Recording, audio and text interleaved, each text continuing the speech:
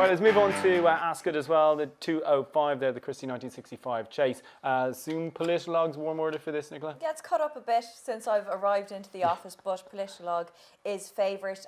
Should prove very hard to beat.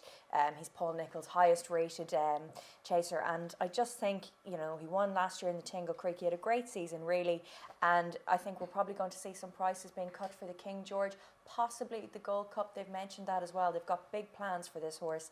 It's going to be a real stamina test, I think. You've got Gary Moore's Benatar in there, who jumps out a bit as well for me. I'd fancy him for a place. He's going to be suited to this trip, and he loves the track as well. Good stuff. All right, Jiki, you with Politologue here? I am afraid it's tip the favourites day for me, Tom.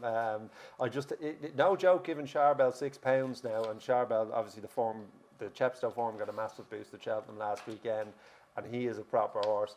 But Politologue is one of the best jumpers in training, and Ascot is probably the stiffest jumping test in the business.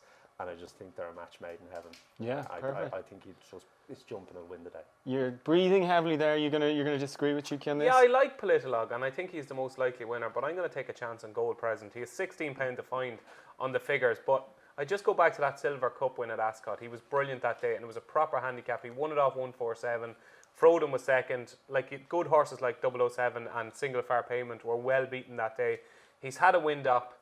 And I just think he's such a spectacular jumper. That will keep him in the race. And I think he's more about speed than stamina. I don't think he's a natural out-and-out stayer. I know they were trying to train him as a national horse. I think he's very good. And it was interesting to read Nicky's comments in a stable tour. He thinks there's a proper handicap in him, even off his mark on decent ground, which suggests that he's got a couple of pound in hand. I think this is an ideal starting point. And if Politologue isn't on his A game, which if he is, he wins, because ratings tell you that. If he isn't on his A game, I think Gold Present would be the one to mop up. Okay, that's fair.